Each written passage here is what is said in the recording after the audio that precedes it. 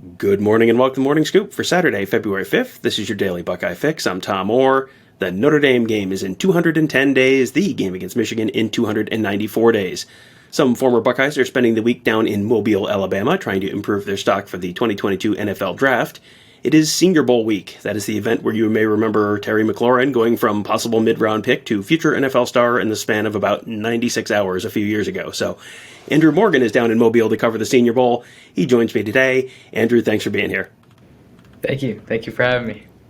So I guess let's start with what actually happens at the Senior Bowl, because the game is later on today, but a lot of the reason it's such an important event for guys is the stuff that happens earlier in the week. So can you explain kind of what kinds of things are they doing, what kind of drills are they doing, what kind of practices are they running, and who is running those practices? Yeah, so the Senior Bowl, kind of led by Jim Nagy, invites a bunch of guys down, and to start the week, it's basically, think of a combine, but super extended. It's a one big job interview.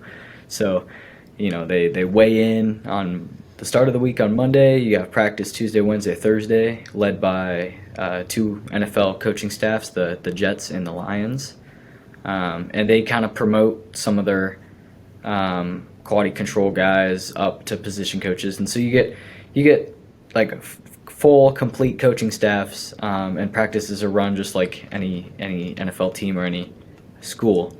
And then that kind of all leads up to Saturday, the game today, which honestly in NFL circles isn't the big deal. Really, the big deal is seeing these guys up close one more time, but also the interviews that happen every night.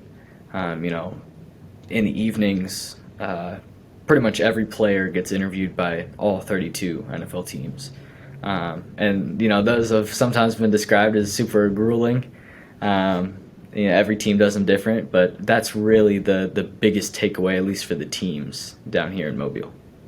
Yeah, it always reminds me a little bit of those high school all-star games where, Mark Givler and Kevin Noon were just down at the All-American Ball in San Antonio, and the game is almost like an afterthought. It's really just the week of practices and seeing these guys go one-on-one against each other and all that kind of stuff. That's where everyone actually learns anything in the game. It's just like, well, okay, you've eaten your vegetables, so now you get your dessert. That's kind of the game on Saturday. The vegetables or the practices are the actual substance of the week. And there are three Ohio State players who are there this week: defensive lineman Haskell Garrett and Tyreke Smith, and then tight end Jeremy Ruckert. So let's start on offense. Ohio State, of course, we have to start with the tight end. No, it always starts with the tight end at Ohio State. So how has Jeremy Ruckert looked this week in practice? Day one on Tuesday, he had a great practice. Had a shoestring catch, impressed a lot of people in the stands and on the sidelines. Has had a really good week so far. Thursday he was out, or very limited. He kind of warmed up, but didn't fully participate with a foot injury. So some guys just sit out a certain day if they've tweaked something, but I think there's a chance that he doesn't end up playing in the game, which is fine. I mean, the big thing for him is getting down for the interviews and all that stuff. And what he had shown on the field already was pretty good. I mean, definitely one of the better tight ends here. Probably a day 3 pick, I would say so far. There's a chance he gets in day 2. But that injury is really the big question with him. But it sounds like he probably helped himself, at least to a certain degree, this week with some of the earlier week in practices in the week. Yes. Yeah. Early in the week, he was awesome. There was some talk after Tuesday's practice of him being tight end 1, which is cool. But I think the foot injury, people are going to have questions. So if it's insignificant, then he could still end up being a riser from the week. But we'll just have to see what that looks like. All right, and on defense, let's start with Tyreke Smith. I mean, his stats never quite matched what your eyes were telling you when he was at Ohio State. He always was kind of around the quarterback. He was constantly getting pressure. He seemed like he could have drawn half a dozen holding calls a game during most games. Never actually did draw them, but he could have drawn them. He had finished with 5 tackles for loss and 3 sacks last fall. But it always felt, to me at least, that he was someone who is kind of likely to get drafted a lot earlier than those numbers might suggest. So how has this week gone for him? Is he someone who maybe has helped himself as well, hurt himself? Like, how has this week kind of gone for him? I mean, I think with him, it's probably as expected, I should say. I think early year in the week, Tuesday, Wednesday, he struggled on some one-on-ones, and he does do a lot better in the full 11-on-11 team periods, the 9-on-7 inside run stuff. But Thursday, he had a good day. I mean, he was drawing holding calls, like you said. And that was things got a little heated, but he was playing with some fire, and that's what I like to see. I mean, he's so explosive. That's his biggest thing that he's got going for him, is just his quick first step, his get off. Everything's so fast that guys have to hold him to try and keep up. So that really showed on Thursday, and we'll see where that takes him. We'll see how he plays in the game. Likely again, as most of these guys are, a day 2, day 3 pick. Not expected to go super early, but it definitely showed some promise, and I think he did okay for himself this week. All right, and then the last guy is Haskell Garrett. He's, he was someone who, he sat out the Rose Bowl. I thought it was interesting to me. He sat out the Rose Bowl, as a lot of guys will do, opting out. But, you opt out from the Rose Bowl, but this is something that he viewed as being something that was worth his while to go work for a week at the Senior Bowl. I think that kind of is a little bit of a statement of the value of this kind of event in terms of that NFL draft process. So what kind of feedback has he been getting this week? I mean, he got hurt Thursday with a left shoulder injury. Went down probably 3rd or 4th period of practice and was out for the rest of the day. So that was unfortunate. I think, there's probably a good chance he doesn't play in the game. But again, we'll have to see. It's not like he was one of the guys that sat out one practice and kind of saved themselves. I mean, it was a live one-on-one that he went down with. Fiery player. I mean, the same thing. He's probably 3 tech next level. Obviously, he has to play inside somewhere. He's just like Tyreke in that he's better in team period than he is in one-on-ones. One-on-ones earlier in the week struggled as well. But again, that same, inside run, 9-on-7, 11-on-11 periods, that's when he starts to come out and make plays. And so, if the injury is significant, obviously I think he'll fall later because there's just too many questions surrounding that, and that's just unfortunate. But if it's, pretty insignificant injury, then there's yet again a chance of, a day 2, day 3 draft prospect. I was talking to him earlier in the week at media day, and he said how excited he was to get back out because a lot of these D linemen he competed against in the opening way back in high school, and that was the last time he had seen a lot of these guys. So he said he was just excited to get back out there with some of those same dudes. So I thought that was cool. And he tweeted on Thursday evening that he was planning to play in the game, so it sounds like whatever that shoulder injury was, it wasn't probably super serious, and we'll see whether an agent talks him out of playing in the game, which is always a possibility at this point. But based on that, and for whatever that's worth, it sounds like that's probably not a super long-term concern on that shoulder injury, whatever it was. Was there a guy, from any school, not just Ohio State, who maybe has helped himself the most this week, who maybe is this year's Terry McLaurin, the guy who's just kind of been the most impressive to you that may have helped his draft stock the most? I think the most impressive position group as a whole is the defensive line group. There's a number of dudes that have shot up draft boards this past week, and guys that maybe were on the fringe of being first round picks on the fringe of even being a day 2 pick, that'll end up going first round. I mean, there was some really strong defensive line performances this week, but for the individual, I gotta say, I first saw him day 1 and he stuck out.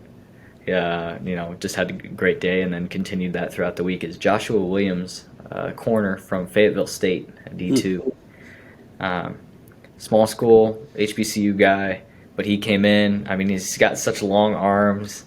He's built like the perfect corner, and he's quick, and he can press and do all the good things that a corner needs to do, and he has shot up boards for sure. He was a definite 6th, 7th round pick, I would say, before. Just small school guys, unfortunately, don't really get those chances other than, maybe an offensive lineman or 2 per draft. But this week, he's shown a lot. I mean, everybody after that first day, Twitter was kind of going crazy with him and a couple other guys. But, he's balled out this weekend, or this week for sure. You've mentioned a couple times the type of guys who tend to benefit from this, kind of that mid-round type of pick. This is not, this is not a thing where you're not going to see, this year's equivalent of Joe Burrow at the Senior Bowl. You're not going to see Chris Olave or Garrett Wilson at the Senior Bowl. This is kind of more like for the day 2, day 3 kind of guys. And, there are a few Buckeyes who kind of are projected in that area of the draft who you would typically see go to the Senior Bowl. Guys like Thayer Munford, Nick Petit-Frere, who, might have the ability to move up draft boards with a good performance. And I was a little surprised to see them choose not to go this week. Is that something that, raises eyebrows, or is that just, lots of guys get talked to by a lot, agents or whoever and end up not doing it? Is that something that teams notice and care about, or does that not really get noticed? Well, I mean, not going can only hurt you, I would say.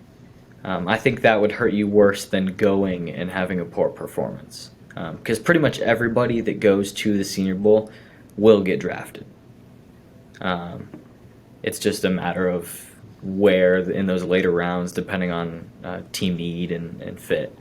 I think the biggest thing, honestly, would be missing out on those interviews, because their only chances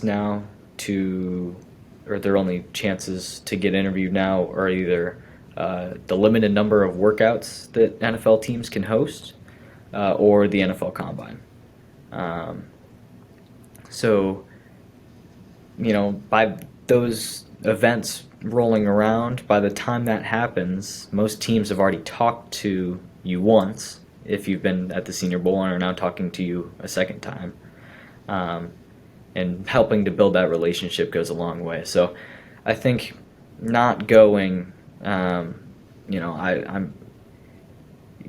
don't think you would be in the right, I guess, to decline. I mean, that's up to them. That's not my decision to make. But the Senior Bowl is such an awesome event for these guys, and I mean, they truly meet with all 32 teams. So. Yeah, that has always struck me as a really unique opportunity to, it's basically the Combine before the Combine in a lot of ways, and getting to work directly with coaching staffs for several days, directly with Detroit Lions staffers or New York Jets staffers. That has always seemed like and it is generally, those are teams that are out of the playoffs.